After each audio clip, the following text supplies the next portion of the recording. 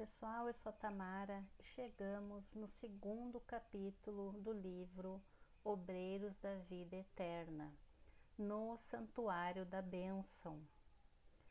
Na véspera de partida, o assistente Jerônimo conduziu-nos ao Santuário da Bênção, situado na zona dedicada aos serviços de auxílio, onde, segundo nos esclareceu, receberíamos a palavra de mentores iluminados, habitantes de regiões mais puras e mais felizes que a nossa.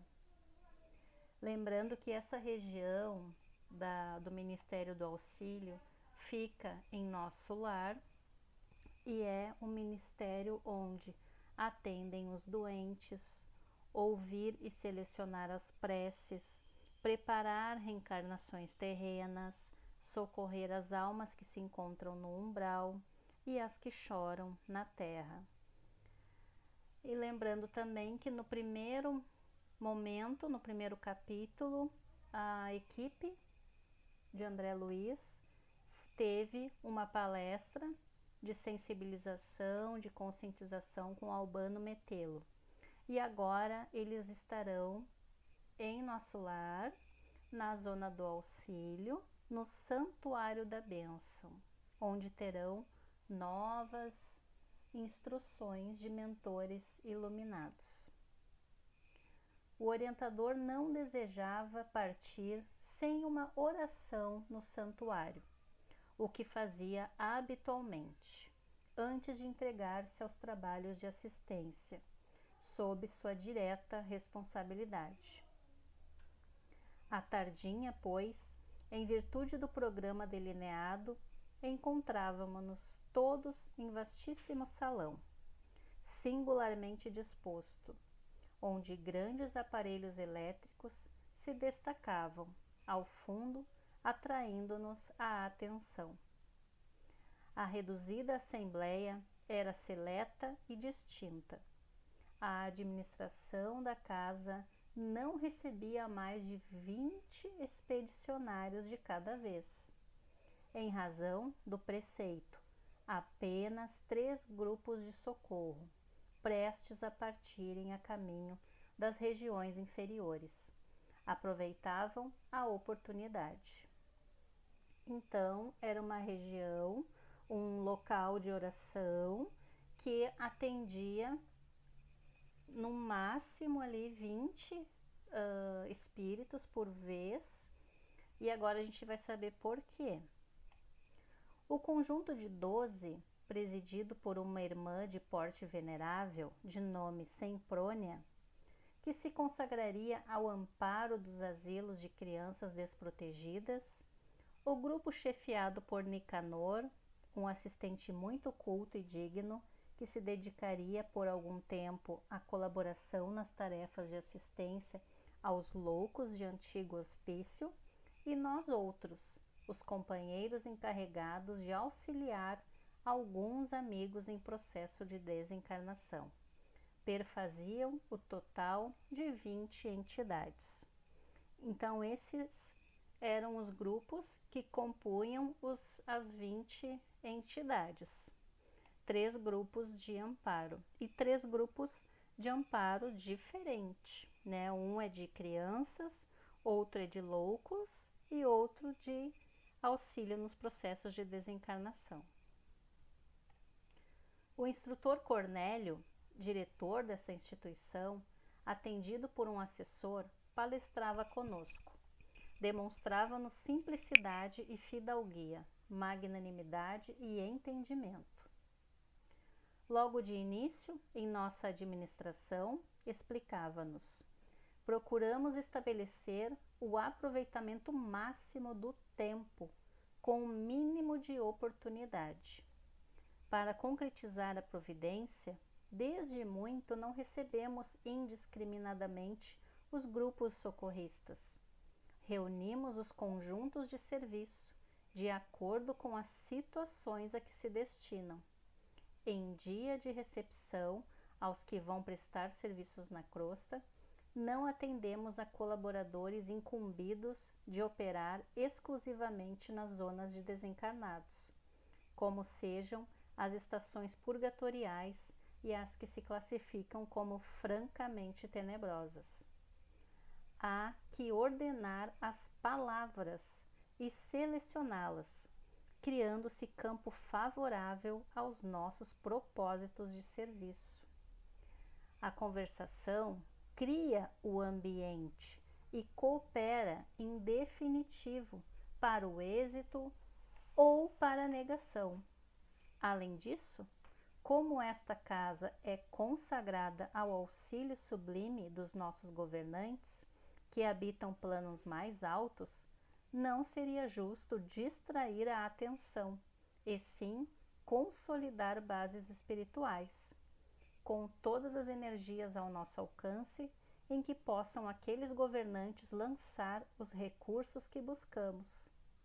Compreendendo a extensão das tarefas por fazer e o respeito que devemos àqueles que nos ajudam, somos de parecer que precisamos sanar os velhos desequilíbrios das intromissões verbais desnecessárias e muitas vezes perturbadoras e dissolventes.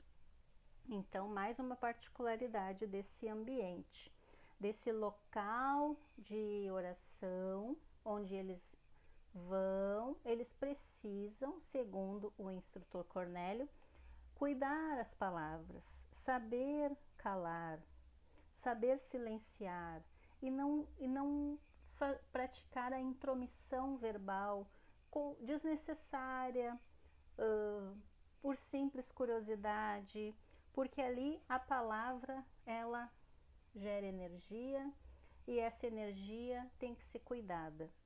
Tem que se cuidar o que se fala para não comprometer o ambiente. Enquanto lhe ouvimos as ponderações, encantados, imprimiu ligeiro intervalo às sentenças esclarecedoras e continuou. Aliás, o profeta enunciou há muitos séculos que a palavra dita a seu tempo é maçã de ouro em cesto de prata. Se estamos, portanto, verdadeiramente interessados na elevação, constitui-nos inalienável dever o conhecimento exato do valor tempo, estimando-lhe a preciosidade e definindo cada coisa e situação em lugar próprio, para que o verbo, potência divina, seja em nossas ações o colaborador do Pai. Sorrimos satisfeitos.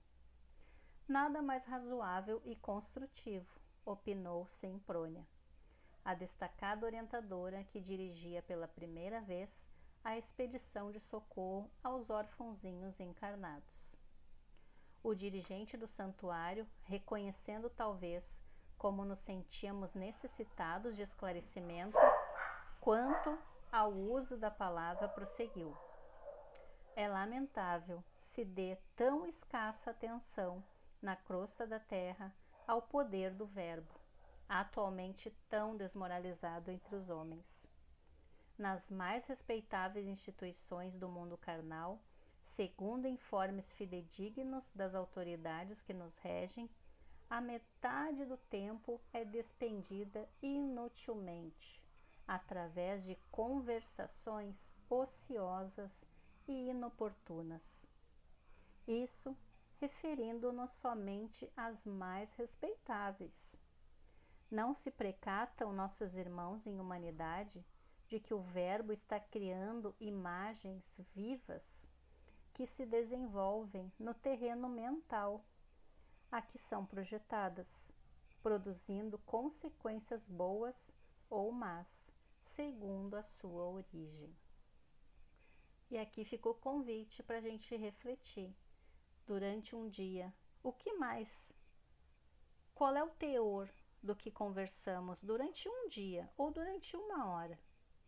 Qual é a qualidade do que falamos em uma hora? São coisas boas? São afirmações boas que elevam? Ou são reclamações? São pessimismos? Vamos refletir. E vamos lembrar que estamos criando imagens vivas no terreno mental. Essas formas naturalmente vivem e proliferam, considerando-se a inferioridade dos desejos e aspirações das criaturas humanas. Semelhantes criações temporárias não se destinam senão a serviços destruidores, através de atritos formidáveis, se bem que invisíveis. Notava-se claramente o interesse que suas definições despertavam nos ouvintes. Em seguida, a uma pausa mais longa, tornou cuidadoso. Toda conversação prepara acontecimentos de conformidade com a sua natureza, dentro das leis vibratórias que nos circundam por todos os lados. É uma forma indireta de estranho e vigoroso poder, induzindo sempre aos objetivos velados de quem lhe assume a direção intencional. Encarregados de assumir a chefia desta casa, trouxemos instruções de nossos maiores para suprimir todos os comentários tendentes à criação de elementos adversos aos júbilos da bênção divina. É por isso que, graças ao amor providencial de Jesus, temos conseguido a manutenção de um instituto em que os nossos mentores de mais alto se fazem sentir. A ausência de qualquer palavra menos digna e a presença contínua de fatores verbais edificantes facilitam a elaboração de forças sutis, nas quais os orientadores divinos encontram acessórios para se adaptarem, de algum modo, às nossas necessidades na edificação comum. Então aqui ele continua falando da importância da conversação, da qualidade do que nós falamos e dos momentos em que silenciamos. Fez um gesto do narrador que se recorda de minudência importante e informou: encetando nosso trabalho modesto, experimentamos reações apreciáveis. Procurava-se então o santuário sem qualquer preparação íntima. Nossos amigos prosseguiam repetindo o cenário da crosta, em que os devotos procuram os templos, como os negociantes buscam mercados. Devemos administrar dons espirituais, como quem dirige um armazém de vantagens fáceis ao personalismo inferior. Desde o primeiro dia, porém, amparados na delegação de competência que nos foi concedida, golpeamos fundo o velho hábito. Durante alguns dias, gastamos tempo, ensinando a reverência devida ao Senhor, a necessidade da limpeza interna do pensamento e a abolição do feio costume de tentar o suborno da divindade com falaciosas promessas. E quando sentimos conscienciosamente que as lições estavam findas, iniciamos a aplicação de medidas retificadoras. Registros vibratórios foram instalados, assinalando a natureza das palavras em movimento. Desde aí, foi muito fácil identificar os infratores e barrar-lhes a entrada na câmara de iluminação, onde realizam-se nossas preces. Observando talvez que alguns de nós faziam certas considerações mentais, observou sorridente: cremos desnecessária qualquer alusão ao imperativo dos pensamentos limpos. Quem busca uma casa especializada em abençoar não pode hospedar ideias de ódio ou maldição. Aqui ele está dizendo que no início desse templo de paz, desse local de prece, nós não podemos ir como íamos nos templos religiosos aqui da Terra, querendo negociar, querendo fazer trocas. Eu rezo, eu me confesso, eu prometo melhorar se acontecer tal coisa. Essa tentativa de suborno, ela vem arraigada em nossa história espiritual de muitos séculos. E nós temos essa tendência a fazer isso.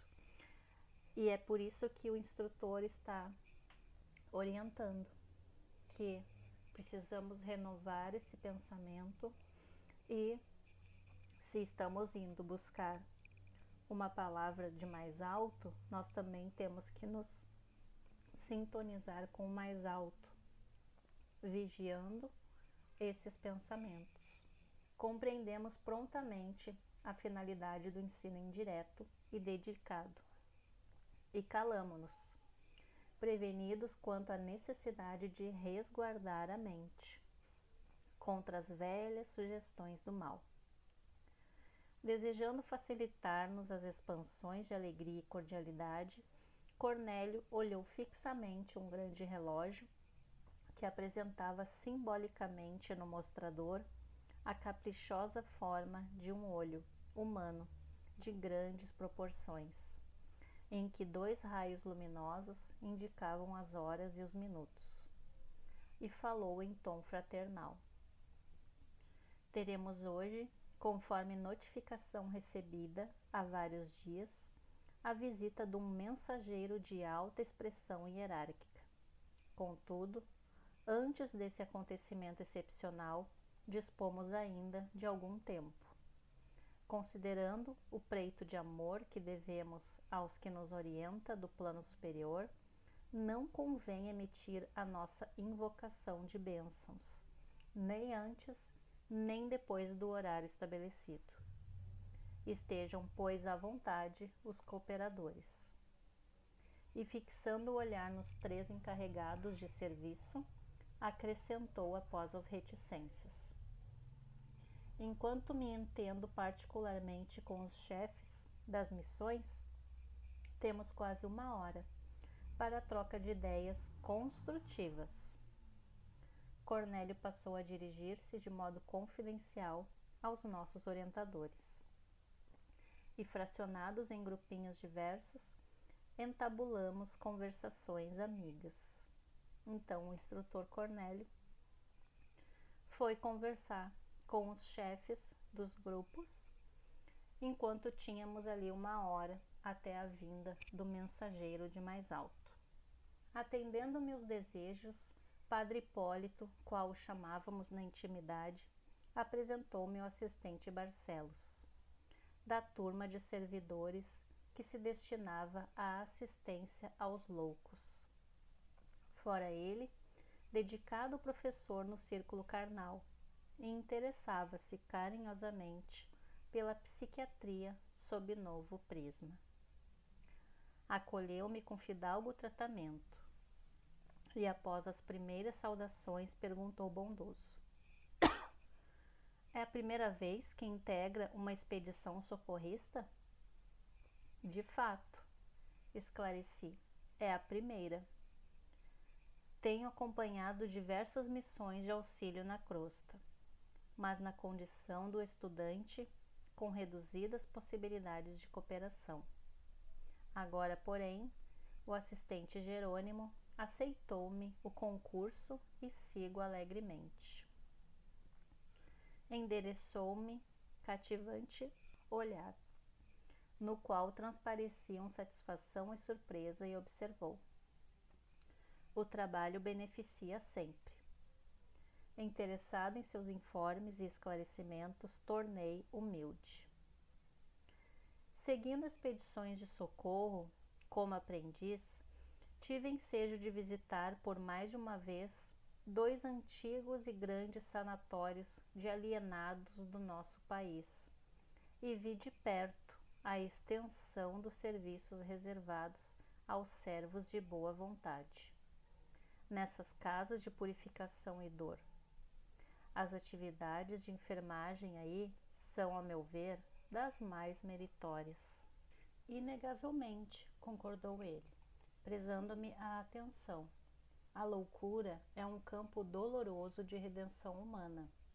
Tenho motivos particulares para consagrar-me a esse setor da medicina espiritual, e asseguro-lhe que dificilmente encontraríamos noutra parte tantos dramas angustiosos e problemas tão complexos. E tem colhido muitos frutos novos decorrentes do seu esforço? Perguntei curioso. Sim, venho arquivando confortadoras lições nesse sentido, concluindo que, com exceção de raríssimos casos, todas as anomalias de ordem mental se derivam dos desequilíbrios da alma.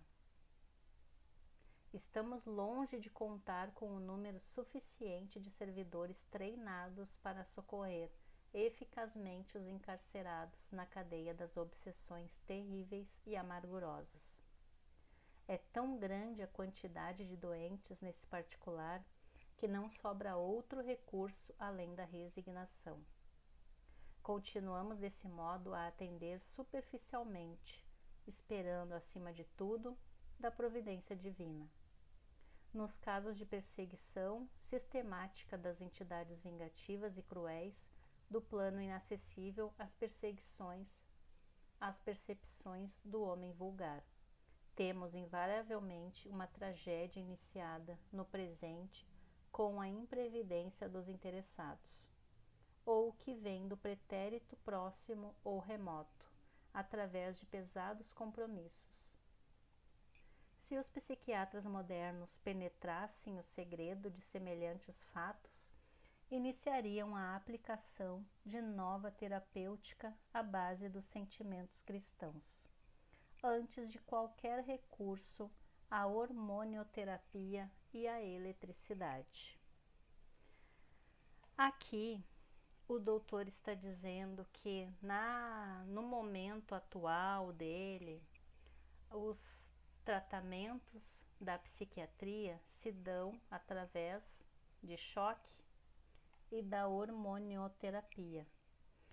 E nós temos exemplos nesse filme, Nice, e nesse outro filme, Jack Nicholson, Um Estranho no Ninho, onde eles são tratados, os doentes, os loucos, são tratados com choque e não se percebe melhoras, apenas uma espécie de anestesia dos casos de loucura. E aqui, olha que informação muito importante que estamos tendo do livro, que com exceção de raríssimos casos, todas as anomalias de ordem mental se derivam dos desequilíbrios da alma. Então não são de problemas atuais, não são de problemas orgânicos de hoje, são problemas da alma, da nossa história espiritual. E aqui essa informação de um CID específico para o transtorno de transe e possessão já é um pequeno avanço da ciência com relação a esse desequilíbrio da alma, querendo dizer que esses episódios, talvez de loucura, já está classificado como de transe e possessão e visa um tratamento mais humanitário, como era o caso da doutora Nice nesse filme, que ela tentou aplicar e foi muito julgada pela sua prática. Então fica a sugestão dos filmes para assistirmos. Recordei os serviços de assistência a obsidiados, que acompanhara atentamente e aduzi. Examinei alguns casos torturantes de obsessão e possessão que me impressionaram sobremaneira pela quase completa ligação mental entre os verdugos e as vítimas. Essa lembrança de André Luiz aqui vem lá do capítulo 18 do livro Missionários da Luz, que nós temos aqui no canal, onde André participa de uma reunião mediúnica de atendimento a algumas pessoas, e ele viu desde o início que essas pessoas estavam quase que em simbiose, se não em simbiose, com algumas entidades que a acompanhavam, e o tratamento espiritual ele servia ali nesse caso como uma troca de um band-aid, de um machucado, uma limpeza, um novo curativo para aquela ferida. Mas não deixa de ser um consolo, né, um auxílio do mais alto, e é muito interessante esse capítulo, sugiro assistir. Barcelos esboçou significativo gesto e acentuou: é a terrível história viva dos crimes cometidos em movimentação permanente. Os cúmplices e personagens desses dramas silenciosos e muita vez ignorado por outros homens, antecedendo a comparsas no caminho da morte, tornam amedrontados ao convívio dos seus, em face das sinistras consequências com que se defrontam além do túmulo. Agarram-se instintivamente à organização magnética dos companheiros, encarnados ainda na crosta, viciando-lhes os centros de força, relaxando-lhes os nervos e abreviando o processo de extinção do tônus vital, porque têm sede das mesmas companhias, junto às quais se lançaram em pleno abismo. Exibem sempre quadros tristes e escuros, onde se destaca a piedade de muitas almas redimidas, que tornam do alto em compassivos gestos de intercessão e socorro urgente. Imprimiu às considerações ligeira pausa e prosseguiu: entretanto, observo na atualidade especialmente outro campo alusivo ao assunto. Antes de minha volta ao plano espiritual, faminto de novas informações referentes ao psiquismo da personalidade humana, examinei atento a doutrina de Freud. Impressionado com as variações psicológicas dos caracteres juvenis sob minha observação direta, e apaixonado pela solução dos profundos enigmas que envolvem a criatura terrestre, encontrei na psicanálise um mundo novo. Todavia, por mais que eu estudasse a prodigiosa coleção dos efeitos, jamais alcancei a tranquilidade completa na investigação das causas no círculo dos fenômenos em exame. Discípulo espontâneo e distante do eminente professor Freiberg, somente aqui pude reconhecer os elos que lhe faltam ao sistema de positivação das origens, de psicoses e desequilíbrios diversos. Os complexos de inferioridade, o recalque, a libido, as imersões do subconsciente, não constituem fatores adquiridos no curto espaço de uma existência terrestre, e sim característicos de personalidade egressa das experiências passadas. A subconsciência é, de fato, o porão dilatado de nossas lembranças, o repositório das emoções e desejos, impulsos e tendências que não se projetaram na tela das realizações imediatas. No entanto, estende-se muito além da zona limitada de tempo em que se move um aparelho físico. Representa a estratificação de todas as lutas com as aquisições mentais e emotivas que lhes foram consequentes, depois da utilização de vários corpos. Faltam, pois, as teorias de Sigismund Freud e seus continuadores, a noção dos princípios reencarnacionistas e o conhecimento da verdadeira localização dos distúrbios nervosos, cujo início muito raramente se verifica no campo biológico vulgar, mas quase que invariavelmente no corpo perispiritual pré-existente, portador de sérias perturbações congênitas em virtude das deficiências de natureza moral, cultivadas com desvairado apego pelo reencarnante nas existências transcorridas. Então, o que o médico está dizendo é que os efeitos, ele estudou os efeitos, mas as causas, ele percebeu que ela vinha de um subconsciente, de uma alma que não era apenas dessa existência, dessa vida. Mas a medicina está caminhando para isso. As psicoses do sexo, as tendências inatas à delinquência, tão bem estudadas por Lombroso, os desejos extravagantes, a excentricidade, muita vez lamentável e perigosa, representam modalidades do patrimônio espiritual dos enfermos. Patrimônio que ressurge de muito longe, em virtude da ignorância ou do relaxamento voluntário da personalidade em círculos desarmônicos.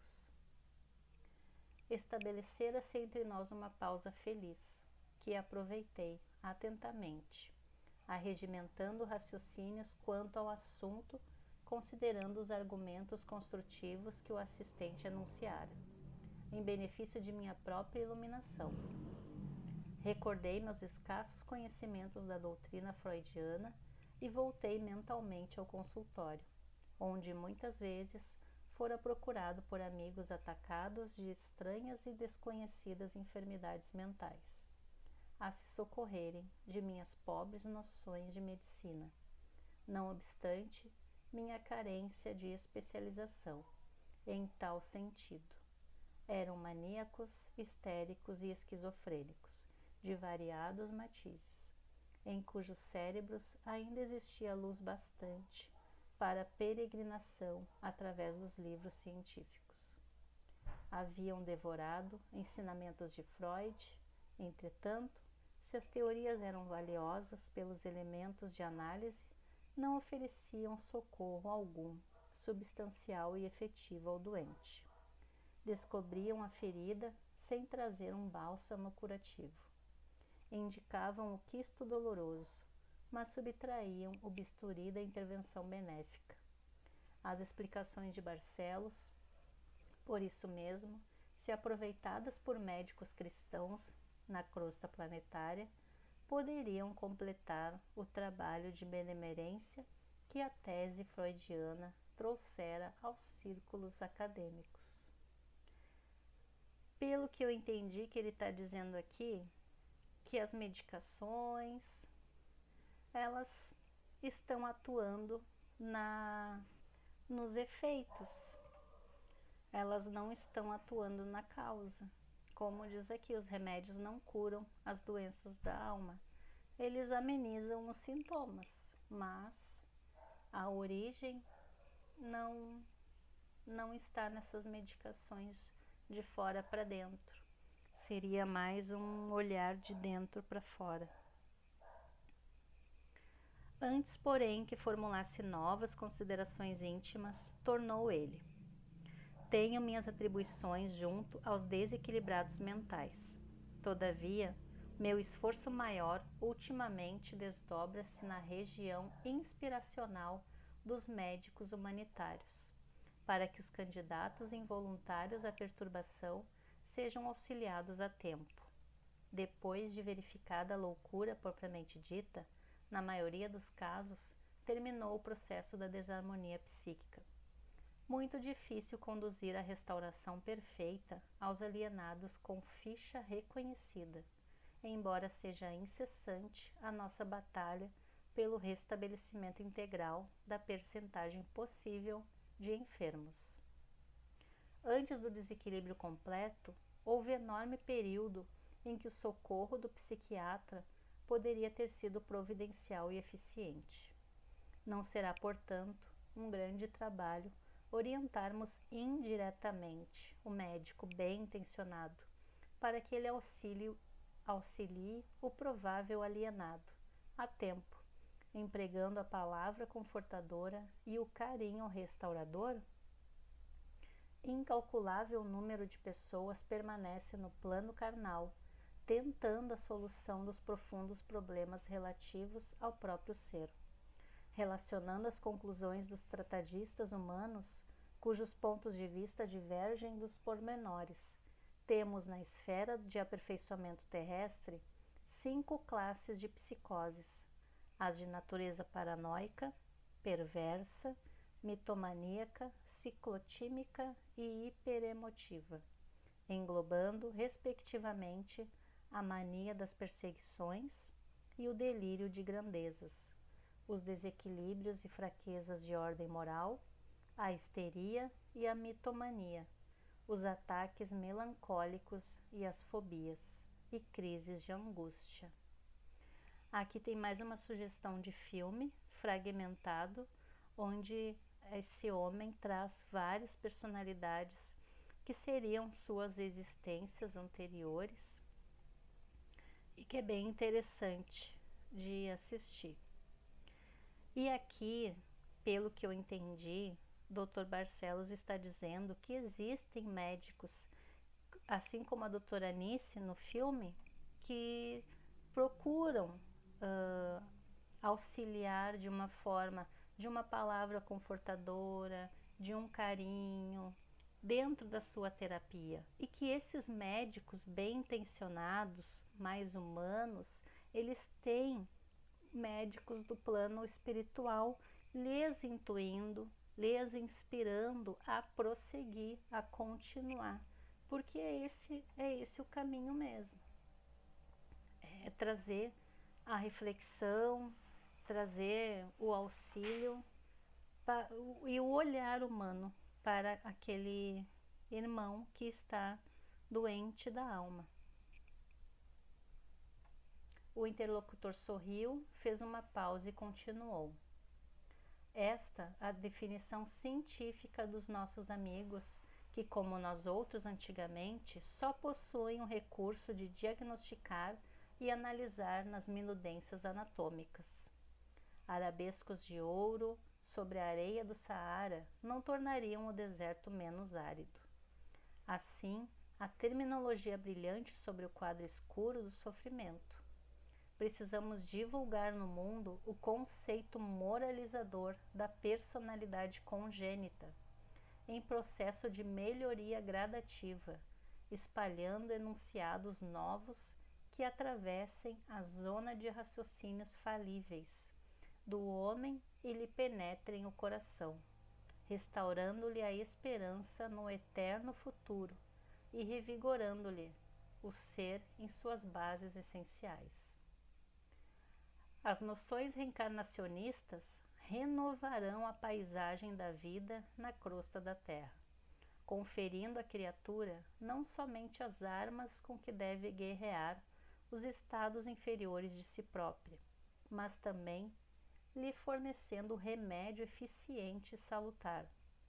Faz muitos séculos, afirmou Plotino, que toda a antiguidade aceitava como certa a doutrina de que, se a alma comete faltas, é compelida a expiá-las, padecendo em regiões tenebrosas, regressando em seguida a outros corpos, a fim de reiniciar suas provas. Falta desse modo, lamentavelmente, aos nossos companheiros de humanidade, o conhecimento da transitoriedade do corpo físico e o da eternidade da vida, do débito contraído e do resgate necessário, em experiências e recapitulações diversas.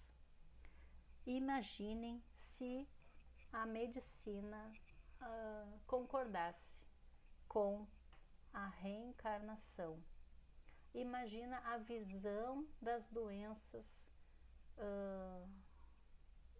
de origem psicológica.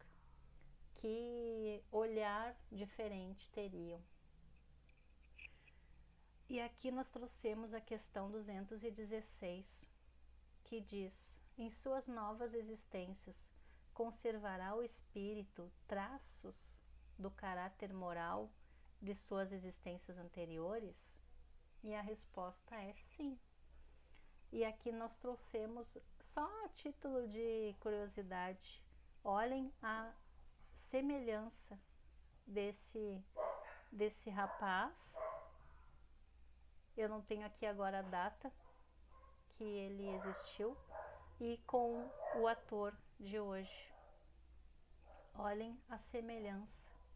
Poderíamos aí especular que poderiam ser o mesmo espírito.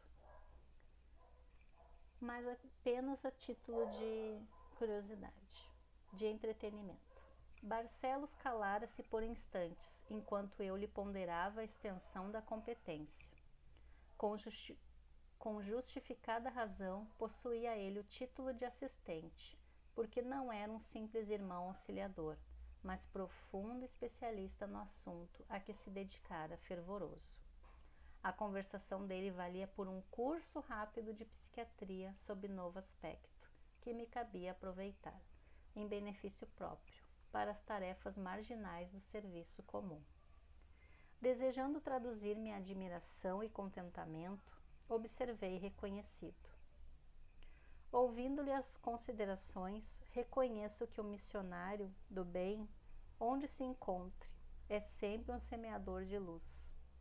Ele, porém, pareceu não ouvir minha referência elogiosa e prosseguiu noutro tom após longa pausa.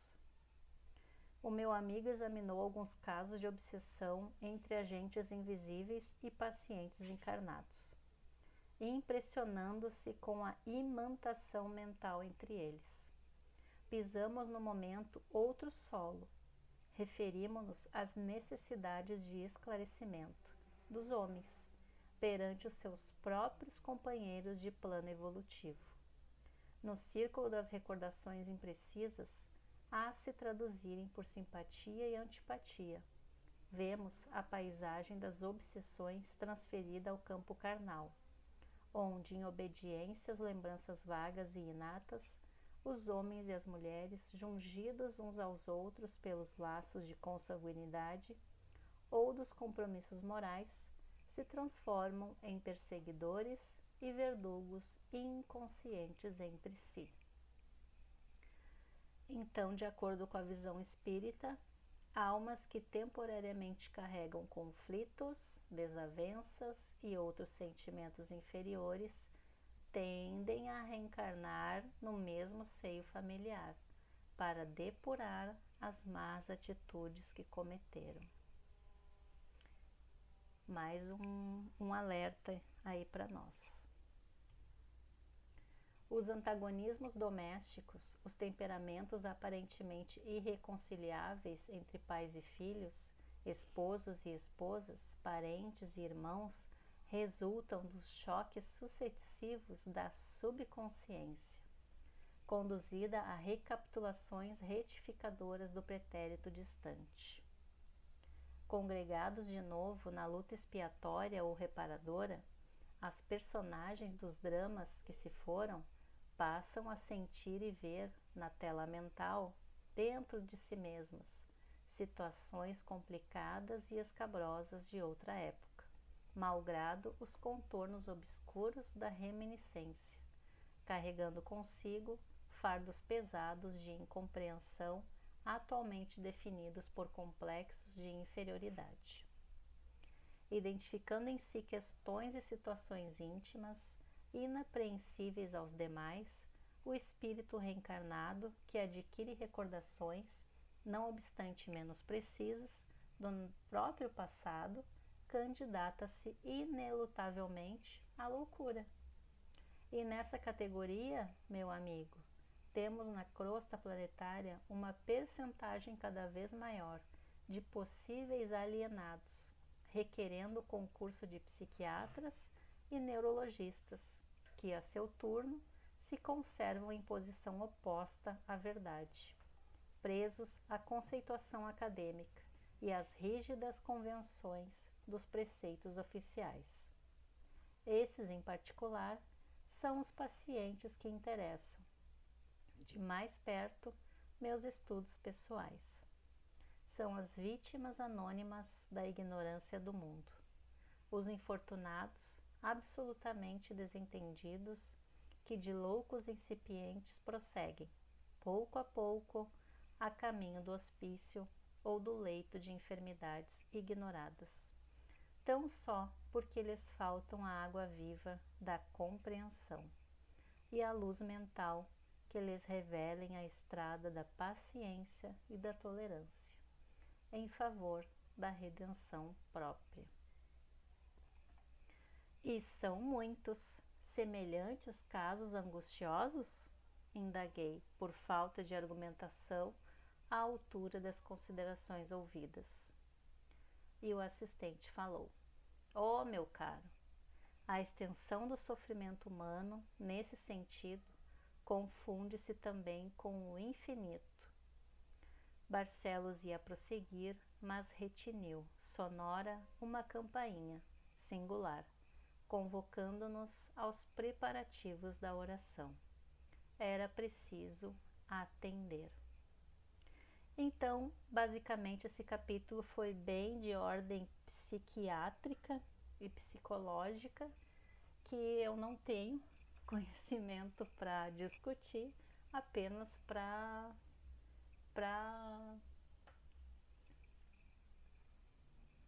falar algo que eu entendi.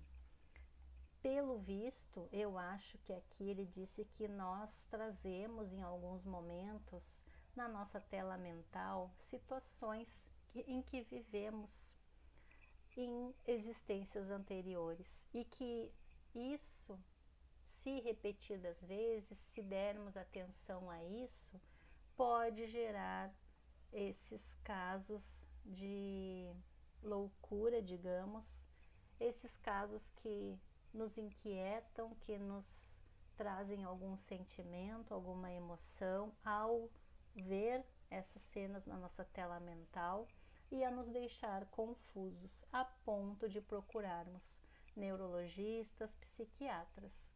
Mas que aqui o Dr. Barcelos já está adiantando que são reminiscências nossas do passado, que para o momento exigem paciência, tolerância em favor da redenção própria, onde teríamos que buscar aí estudo, esclarecimento, consolo, mais de origem de compreensão mesmo, porque se são reminiscências do passado, já passaram.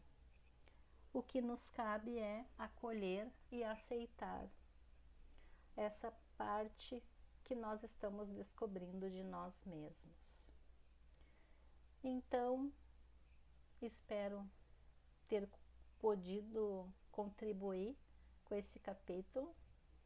Um beijo a todos e fiquem com Deus.